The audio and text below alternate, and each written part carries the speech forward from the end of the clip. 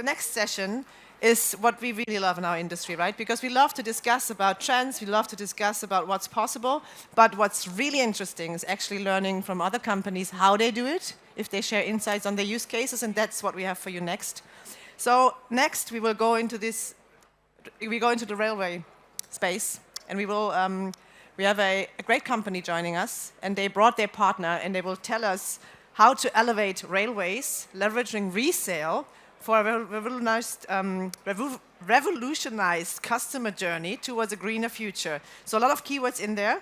I'm absolutely thrilled to have on stage the Director, Deputy Commercial and Marketing at Ouigo, Sarah Pantou, and we have the co-founder and CEO at Fairlyne, Gilles de Richmond. Thank you so much for being here, and we're looking forward to learning from you how you do it.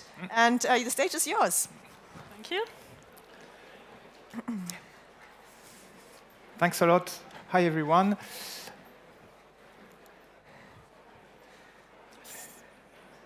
You can start. So, hello, everybody. My name is Sarah Pantou. As I mentioned, I'm Commercial and Marketing Deputy Director, and formerly in charge of ancillaries at Air France KLM. And I'm Gilles de Richmond, co-founder and CEO of Fairlyne, an early-stage startup. And my background is in airline, railway, and hospitality industry. Different executive position on IT and distribution and tech. So we are very happy today to present our resale solution we implemented a few months ago together with Fairlyne. So a few words about Ouigo. So Ouigo is 10 years old this year. This is a low-cost brand of French railway SNCF group. And one of our key objectives is to propose affordable ticket price in order to promote and encourage modal shift from road to rail. Few elements, few KPIs about us. Last year, we achieved 20% of the high-speed traffic in France. We transported over nearly 25 million customers, over 50 destinations, serving 70 daily journeys. Demand is very high in France, and our trains are almost full. Last year, average occupancy rate was over 89%, and half of our trains are even over 95%. So very, very full, particularly true during holidays and weekends. What is our strategy at Ouigo? We have three important pillars. First, we operate with very high capacity train, over than 1,020 seats per train. Working all the day long with night maintenance only. We are 100% digital and strongly rely on our own assets, our own distribution assets. We have website, of course, but also dedicated app that help us to implement seamless customer journey and offer a nice new feature to our customer. The last important thing for you to know is, as a low-cost carrier, we take very high attention to our costs, and that's why our fares are non-refundable fares.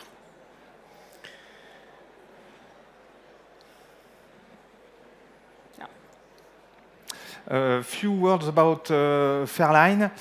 So as I said, an early-stage startup with the co-founder you see here. Our two first customers is Ouigo and Royal Air Maroc for airlines, and we received few nice recognition from the market as a startup of the year from Focusrite and Travolution in London. We start by creating the platform, of course, and we are on the market. We start on the market. We started a year ago, something like that. Our value proposition has linked to Ouigo business. We call that on resell, but the resell experience we provide is a white label platform. So we provide for our customer an online customer experience, but under the brand of the carrier. In fact, we leverage the value of no-show for high-demand train in this case. I mean, when you have no-shows on high-demand train, you lost some money.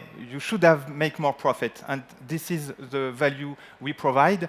And we solve also the well-known pain point for customers from travelers. When you bought a non-refundable ticket, you cannot travel anymore, and in that case, you are in a dead-end journey. You lose your money, and you let your seat empty at the moment of departure. So jumping into our case, the challenge we wanted to overcome together with Fairlyne was the following one. One hand, as I mentioned, our trains are very full, and sometimes we cannot offer enough seats. And in the other hand, we observed a 10% no-show rate, and it's quite stable over the months. That can be easily explained by customers just missing their train, but also linked to our marketing policy, having only non-flex tickets. Our fares are rather low, and if customers cannot travel, they don't want to pay for change fee to postpone their tickets, particularly if they don't know when they will travel, so they just drop their tickets. And this creates a lot of frustration on both sides, customers that cannot travel and customers that cannot change their tickets. The problem we wanted to address was, of course, how to solve this, but without implementing a complex standby process. We don't have enough staff at the station, and we didn't want to have a confirmation process at the station. And so what we put in place as a solution is to launch this resale experience, which is a way to give an incentive to no-shows to notify their no-shows in advance. And so to leverage this value, because we know that this seat will be empty in advance. So it's about, of course, inventory management, because we provide this additional capacity in advance to try to resell it. We reconciliate, because we compensate the reseller only if we succeed in closing a new transaction. So it's riskless for the carrier. The carrier never provides a voucher, because most of the time the compensation is a voucher. The carrier never provides a voucher, an undercover voucher by a new transaction. So it's only margin for the carrier. And of course, we provide monitoring and analytics. What we provide is also the resale journey. I mean, the journey for the reseller to confirm his intent to do a no-show, and to confirm also if it's one-way or two-way, one pax of the two, or these kind of things. The principle is very easy to understand. As a reseller, I go to ouigo.com to notify that I cannot travel anymore, and I hope to receive a compensation. And if the train is full or about to be full, we take this additional capacity back to the inventory and resell this seat in the standard booking engine. I mean, there is nothing to do on the booking engine. It's a new seat to sell, and after departure, we can reconciliate by defining which reseller have to be compensated. And of course, the profitability comes from the yield, because of course, the initial buyer who wants to resell in a full train, the seat will be resold at a better price, close to departure. So the additional pricing and the profitability comes from this yield curve by more or less changing a 30 euro booking by a 90 euro booking. And so this 60 euro additional profit is for the carrier, but also to cover the compensation to the initial reseller. Of course, provide a voucher to the reseller is also retention to try to have the guarantee that the customer will come back in the future to use this voucher. Yes. The implementation with Ouigo was very efficient because, as I said, there is nothing to change the booking engine. So the integration and the whole project took about 4 months, not only on tech aspect, but also to define all the policy and implement all the experience. So the results since the implementation of the solution, that was summer 2020, so nearly 2 years ago. We received 1.7 million requests, either from reseller, either from buyer, so customer that cannot travel or customer that want to access a train. And this generated nearly 500,000 matching, meaning 500,000 possibility for customer to travel, which is very important for us because that represents nearly 450 extra virtual train we were managed to offer to our customer. And important to mention that we had no shutdown at all until now.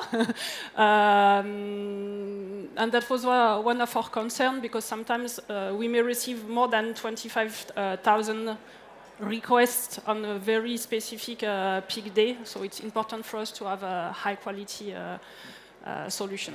And also no impact on operational point of view. I mean, at the station, there is no issue for operational people.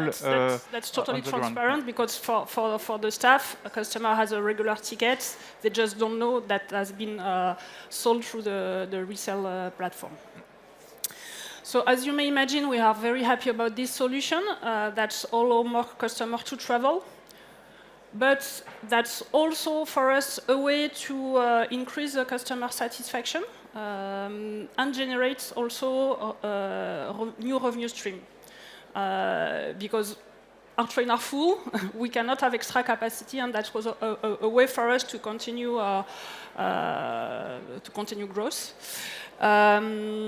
We iterate a bit on the best way to notify the customer when a seat becomes available, and finally, I believe, managed to implement a high successful waiting list solution. What we've done is that we notify directly the customer within the registration flow when customer wants to buy a ticket, so that he can real time buy the ticket if a new ticket becomes available. We believe that the seamless process we implemented and also all the reassurance provided by Ouigo, by the carrier, help a lot customers to adopt this resale solution. That's why for me we call it a secured resale platform, not performed by somebody we don't know, but by the carrier himself. Of course, for the Fairlyne vision is to give to the carrier the occasion to provide this resale experience, to increase also and to be a differentiator for their direct channel, of course. Yeah. The result on customer satisfaction is for the reseller with a voucher instead of losing his money, but as you said, for someone who wants to travel, to find a seat, with 10% no-show, sometimes on a Friday evening, for instance, you could have more than 100 seats available on a train, despite the fact a lot of people want to travel and won't come, of course, at the station in case of. So as a conclusion, resale platform is a smart way to improve our offer. That helps us to develop new solution, new service to promote usage of the train, and it's the part of our DNA. And with this solution, we managed to do it, optimizing seat usage without impacting the profit margin, which is also very important for us as a low-cost carrier. One last point I would like to mention, Ouigo Swap is not only a very nice feature we implemented for the customer, but it is also for us a nice way to support our marketing strategy. We do a lot of communication, and that was a smart way also to support the communication plan. Thanks a lot. We have time for a few questions, if you want. Yes, thank you so much. And thank you also for sharing, because I don't think that goes without saying. I mean, that's intelligence you're sharing, right? So I think that's wonderful that we learn from each other. Yeah, is there any questions? We have microphones here, so if you have a question, raise your hand.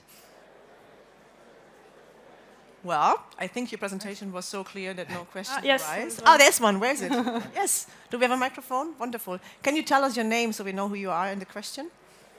Hi, my name is Peter, and I would just like to know if your company's going to further expand into other regions. So I don't know if you guys are market leaders in other countries, but I'm from Austria, and I've never really heard from your company.